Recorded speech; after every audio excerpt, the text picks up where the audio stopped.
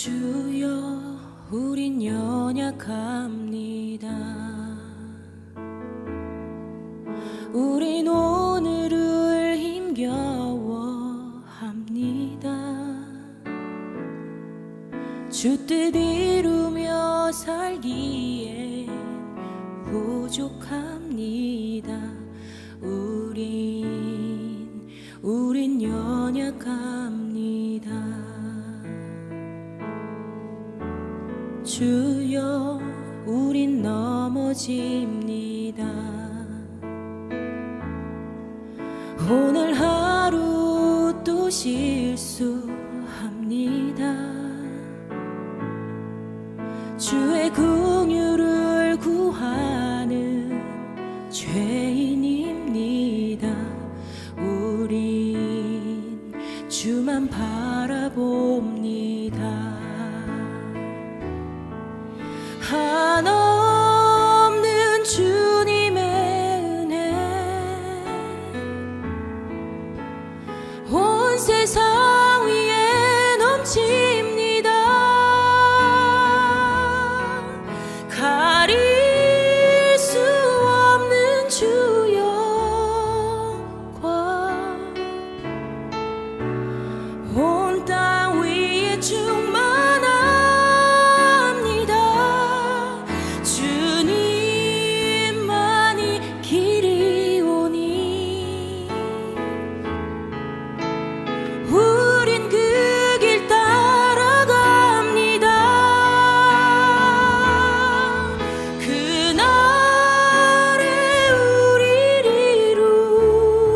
이루신 주는 완전합니다.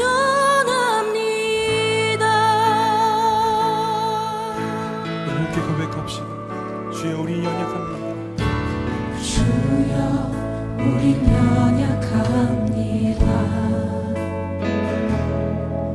우린 오늘을 힘겨워합니다. 주 뜻 이루며 살기에 부족합니다. 우린 연약합니다. 주여, 우린 넘어집니다. 주여, 우린 넘어집니다. 오늘 하루 또 실수합니다. 주의 긍휼을 구하는 죄인입니다.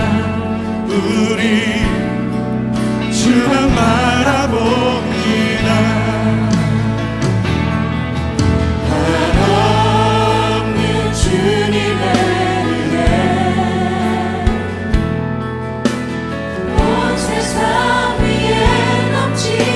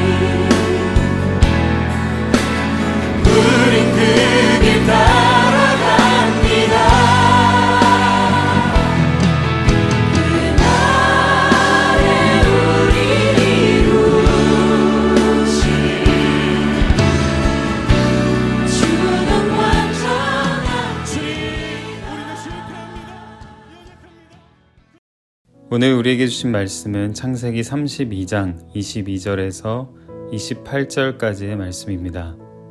밤에 일어나 두 아내와 두 여종과 11 아들을 인도하여 야복 나루를 건널세 그들을 인도하여 시내를 건너게 하며 그의 소유도 건너게 하고 야곱은 홀로 남았더니 어떤 사람이 날이 새도록 야곱과 씨름하다가 자기가 야곱을 이기지 못함을 보고 그가 야곱의 허벅지 관절을 치매 야곱의 허벅지 관절이 그 사람과 씨름할 때 어긋났더라. 그가 이르되 날이 새려하니 나로 가게 하라. 야곱이 이르되 당신이 내게 축복하지 아니하면 가게 하지 아니하겠나이다. 그 사람이 그에게 이르되 내 이름이 무엇이냐? 그가 이르되 야곱이니이다. 그가 이르되 내 이름을 다시는 야곱이라 부를 것이 아니요 이스라엘이라 부를 것이니 이는 내가 하나님과 및 사람들과 겨루어 이겼음이니라.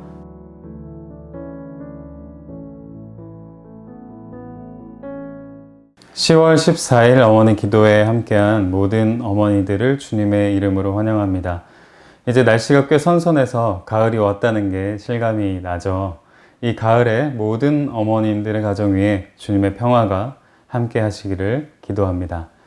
지난번 모임 때 우리는 자신의 가장 깊은 문제 앞에 서게 된 야곱의 이야기를 함께 살펴보았습니다. 오랫동안 덮어두고만 있었던 그 문제였던 형과의 맺힌 감정의 골. 하나님은 야곱의 인생의 중요한 지점에 그 문제 앞에 서게 하셨습니다. 이제 야곱은 자신의 두 아내와 여종과 자식들과 가축을 비롯한 모든 재산을 가지고 에서가 있는 자신의 고향으로 떠나갑니다. 돌아가면서도 마음이 너무 번잡했던 야곱은 먼저 에서에게 전령을 보내서 말합니다. 외삼촌 라반의 집에 머물던 제가 이제 이런 가세를 이루었습니다. 이제 제게 부디 은혜를 베푸소서. 자, 그런데 이 전령들이 급히 돌아와 말합니다. 에서가 부하 400명을 거느리고 오고 있습니다. 성경은 야곱이 이 소식을 듣고 심히 두렵고 답답하였다라고 기록하고 있는데요. 재빨리 자신의 무리를 두 떼로 나누고 한 떼를 치면 다른 한 떼라도 피하려는 그런 전략을 짰습니다. 그리고 형에게 보낼 예물을 몇 떼로 나누어서 선발대로 계속 보냈습니다. 혹 이 예물로라도 형의 감정이 풀릴 수 있다면 하는 마음으로 말이죠. 자, 그 다음에 성경은 이렇게 말합니다. 21절과 22절입니다. 그 예물은 그에 앞서 보내고 그는 무리 가운데서 밤을 지내다가 밤에 일어나 두 아내와 두 여종과 11 아들을 인도하여 야복 나루를 건널세. 자, 아주 스트레스를 받아 머리가 뜨거워질 정도로 이렇게 술을 쓰고 꾀를 낸 야곱이 한숨을 돌릴 때쯤 되니 하루가 다 지나 있었습니다. 그리고 다시 사막의 밤이 찾아왔습니다. 사막의 밤은 매일 찾아오는 것이지만 그날 밤은 야곱 인생에 찾아온 두 번째 운명의 밤이었죠. 우리도 큰일을 앞두고 잠을 설치잖아요. 불안한 마음에 이리 뒤척 저리 뒤척 하는 것처럼 야곱도 도무지 잠에 들 수가 없었던 모양입니다. 그래서 그 밤에 야곱은 홀로 일어나서 또 고민하다가 자신의 아내와 자식들을 다 깨웁니다. 깨워서 먼저 야복강을 건너게 하죠. 가축과 재산도 다 보내버립니다. 그리고 강 이편에 혼자 남게 됩니다. 자, 이렇게 홀로 된 적이 얼마만이었을까요? 사막의 적막한 밤 공기가 다시 야곱을 감쌌습니다. 외삼촌 집에서까지 자신의 방식으로 도망쳐왔던 야곱이었는데 이제는 더 이상 피할 수 없는 지점, 자신의 어떤 전략도 실수도 수완도 더 이상 통하지 않는 그런 지점에 다다른 것이죠. 앞에는 덮어두었던 나의 과거인 에서가 있고 뒤에는 미래로 이끄시는 하나님의 준엄한 명령이 있었습니다. 자, 그제서야 야곱은 이렇게 된 상황을 하나님의 메시지로 받아들이고 자신의 계산과 고집을 다 놓고 절체절명의 자세로 하나님 앞에 서는 것입니다. 다 놓고 빈손으로, 두려운 마음으로, 내 힘으로 끊임없이 외면하고 벗어나려 했던 이 문제 앞에 서게 된 이 상황은 오직 하나님으로부터 왔으니 내가 그분께 답을 들어야겠다라는 심정으로 말이죠. 자, 그러던 차에 어떤 한 사람이 나타나 야곱에게 씨름을 걸어옵니다. 24절 말씀입니다. 야곱은 홀로 남았더니 어떤 사람이 날이 새도록 야곱과 씨름하다가 자기가 야곱을 이기지 못함을 보고 그 밤이 새도록 야곱과 한 사람은 씨름을 했습니다. 성경을 해석하는 사람들마다 이게 진짜 씨름을 한 것이다, 아니면 기도한 것을 이렇게 표현한 것이다, 여러 가지 의견들이 나뉘는데요. 어떻게 보든 간에 이 기록에 담겨 있는 의미가 달라질 것 같지는 않습니다. 여튼 야곱과 씨름하던 이 사람은 자신이 야곱을 이기지 못함을 보고 야곱의 허벅지 관절을 쳐서 넘어뜨리고 그리고는 해가 뜨고 있고 떠나야 하니 나를 놓아라 라고 말을 했는데 야곱이 그 사람을 놓지 않았습니다. 그리고는 뜬금없이 이렇게 말합니다. 복을 내려주기 전까지는 놓지 않겠습니다. 자, 이 절체절명의 순간에 땀과 눈물로 범벅이 돼서 다리 한쪽은 부러진 상태로 낯선 이와 겨루고 있는 이 순간에 야곱의 입에서 튀어나온 단어가 무엇이었습니까? 바로 복이었습니다. 야곱이 어떤 사람이었는지, 얼마나 복에 집착했는지 그의 과거와 현재가 다 남김없이 드러나는 장면이죠. 아주 명장면이라고 생각합니다. 그러고 보면 참 야곱은 일관성이 있는 매력적인 사람입니다. 그런데 야곱과 겨루는 이 사람도 동문서답을 하죠. 이름을 물어봅니다. 내 이름이 무엇이냐? 이 당시 고대에는 이름이 그냥 이름이 아니었습니다. 이름에는 존재가 담기는 것이었습니다. 내가 누구인가? 나는 어떤 속사람과 겉사람을 가지고 있는가? 나는 어떤 목표와 방향과 가치를 갖고 사는 사람인가 하는 나의 정체가 이 이름에 다 담겨 있었습니다. 그래서 성경에서 하나님이 야곱아, 아브라함아 또는 아담아 부르셨던 그 모든 장면들은 그냥 이름만 부른 것이 아니라 존재를 부르는, 너는 어떤 사람이냐, 너의 정체를 내 앞에 낱낱이 다 보이라 라는 그런 부름이었던 것이죠. 이 사람도 그런 맥락에서 야곱의 이름을 물었던 것입니다. 넌 도대체 누구냐? 야곱이 기진맥진해서 야곱입니다 라고 대답을 했습니다. 이렇게 말하는 그의 대답 안에 야곱의 존재가 담겨져 있죠. 저는 속이는 사람입니다. 저는 뒤꿈치를 잡는 사람입니다.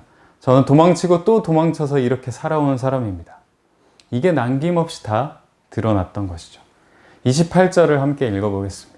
그가 이르되 내 이름을 다시는 야곱이라 부를 것이 아니요 이스라엘이라 부를 것이니 이는 내가 하나님과 및 사람들과 겨루어 이겼음이니라. 아멘. 그래, 너 야곱이다. 너란 사람 뒤꿈치 잡는 사람이다. 남을 속이고 또 속였던 과거가 있고 문제 앞에서 도망치고 또 도망쳤던 사람이다. 그래, 너는 야곱이다. 그러나 이제 너의 이름을 바꿔주겠다. 너의 존재를 바꿔주겠다. 이게 진짜 복이 되는 길이다. 이제 너의 이름은 이스라엘이라. 이 이름의 뜻은 모두가 잘 알듯 하나님과 겨루어 이김이라는 뜻이죠. 여기서 우리가 잘 봐야 하는 것은 이 이름의 뜻입니다. 25절도 그렇고 28절도 그렇고 본문에서 자꾸 이 사람이 야곱을 이길 수 없었다라는 말을 반복하고 나중에는 심지어 야곱이 하나님을 이겼다라고 말을 하는데, 약한 자가 어찌 강한 자의 이름과 존재를 바꿔주겠습니까? 야곱의 끈질김이 하나님을 이긴 것이 아니라 하나님이 도무지 그를 이길 수가 없었던 것입니다. 우리가 깊이 사랑하는 사람이 있다면 그 사람과의 관계에서 우리의 목적이 승리는 아니겠죠. 그 사람에게 결국 내가 이기지 못하는 것입니다. 하나님이 야곱에 대하여 졌다는 것은 그런 의미입니다. 이 영악한 야곱, 흠잡을 곳 많지만 도무지 미워할 수만은 없는, 내가 도무지 이겨버릴 수 없는 그런 존재, 즉 다시 말하면 깊이 사랑하는 존재라는 의미라는 것이죠. 이렇게 하나님 앞에 자신을 남김없이 다 드러낸 야곱은 두 번째로 사막 한가운데서 하나님을 만나게 됩니다. 이처럼 우리는 하나님을 다시 만나는 경험이 꼭 필요한데요. 예전에 그런 경험이 있었다고 해도 그 경험이 청년 야곱이 도망치며 하나님을 만났던 그 정도 순간에 머무는 것일 수도 있습니다. 그 경험만 가지고 있었다면 야곱이 도무지 이스라엘이 되진 못했겠죠. 하나님을 다시 만나는 그 순간이 개인적으로 위기와 어려운 상황일 수도 있고 아예 덮어뒀던 문제가 막 여기저기서 터져나오는 그런 순간일 수도 있습니다. 한창 달려가야 하는데 돌아가게 되거나 주저앉게 된 순간일 수도 있습니다. 그러나 그때 그 순간이 하나님을 깊이 다시 경험하는 시간이 되기도 합니다. 그때 비로소 우리는 타고난 나의 이름을, 타고난 나의 기질을, 타고난 나의 존재를 새롭게 바꿔주시는 하나님을 보게 되는 것입니다. 또한 그때에서야 나를 이기지 못하시는 하나님, 나를 사랑하시는 하나님을 더 깊이 만나게 될 것입니다. 계속해서 기도하며 나아가겠습니다. 먼저 말씀을 생각하며 기도하겠습니다. 이전에 나를 만나주신 하나님, 생활의 분주함과 어려움과 처리해야 할 문제들 속에서 우리를 불러주셔서 하나님을 다시 경험하게 하옵소서. 그때 야곱이 이스라엘이 되듯 저의 이름도 저의 속사람도 바꾸어 주옵소서. 저를 이기지 못하시는 하나님, 저를 사랑하시는 하나님, 그 사랑의 그늘 안으로 들어가기 원합니다.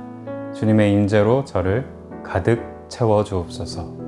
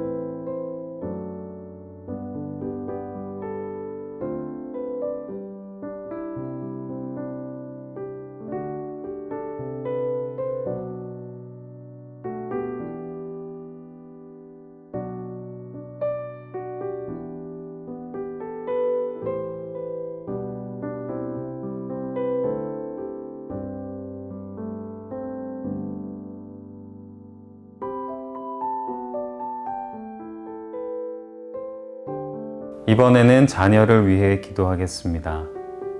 자녀들이 하나님과의 관계를 최우선으로 생각하도록 신앙의 기초가 바로 세워지게 하소서.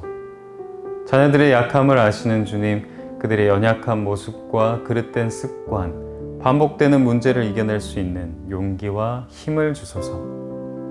자녀들의 학업, 진로, 취업, 결혼 등 삶의 중요한 지점에서 하나님의 인도하심을 경험하게 하소서. 수험생 자녀들에게 지혜와 집중력을 주시고 끝까지 포기하지 않고 달려나갈 수 있도록 함께하여 주옵소서.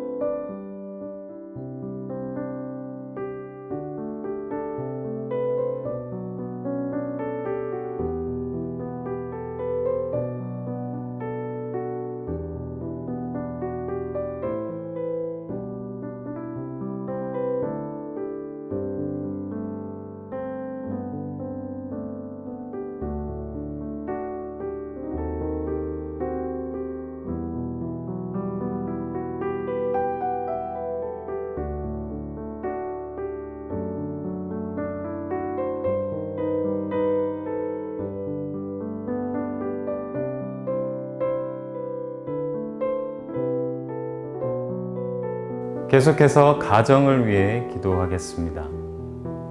믿음의 가정이 되게 하옵소서. 주님을 삶의 최고의 가치로 두고 믿음 안에 서로를 이해하고 세워주며 하나가 되게 하소서. 생활의 염려를 아시는 주님, 우리에게 일용할 양식을 허락하시고 경제적으로 어려움을 당하지 않도록 지켜 보호하소서.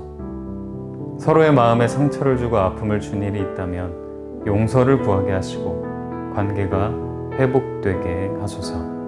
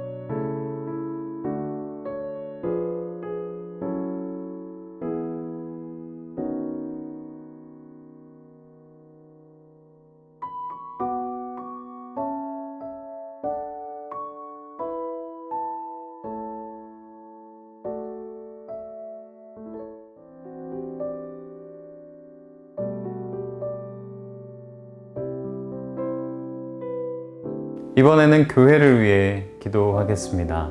한 사람 한 사람이 말씀 앞에 바로 서서 자신을 낮추는 교회가 되게 하소서. 자신보다 남을 더 낮게 여기며 겸손한 공동체가 되게 하소서. 코로나로 공동체성이 사라져가는 교회를 붙드시고 각 사람의 신앙이 무너지지 않게 지켜주소서. 코로나 이후 시대를 준비하며 세상과 소통하며 주님의 빛을 비추는 교회 되게 하소서.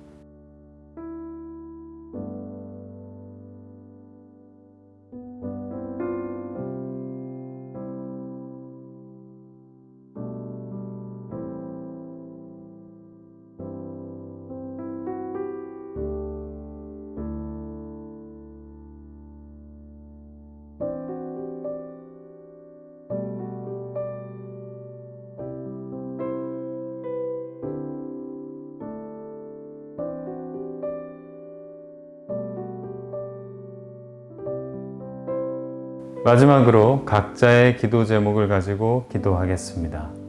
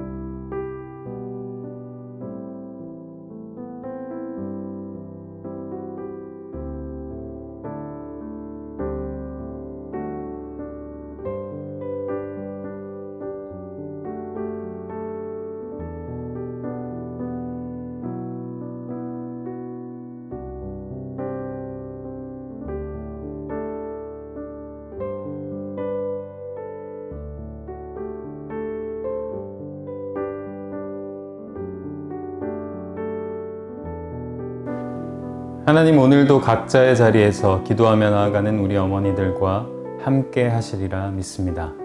일상에 쫓기듯 살아가지만 불현듯 나의 이름을 불러주시는 주님의 부름 앞에 서게 하시고 그 경험으로 나의 존재가 변화되는 것을 경험하게 하옵소서. 또한 나를 이기지 못하시는 주님, 깊이 사랑하시는 주님과 동행하게 하옵소서. 우리 수험생 자녀들 주께서 기억하여 주시고 얼마 남지 않은 시간 동안 건강 상하지 않고 마음이 무너지지 않고 끝까지 잘 달려나갈 수 있도록 힘 주시고 함께하여 주옵소서. 오늘 하루도 주님께 맡겨드리며 예수님의 이름으로 기도합니다. 아멘.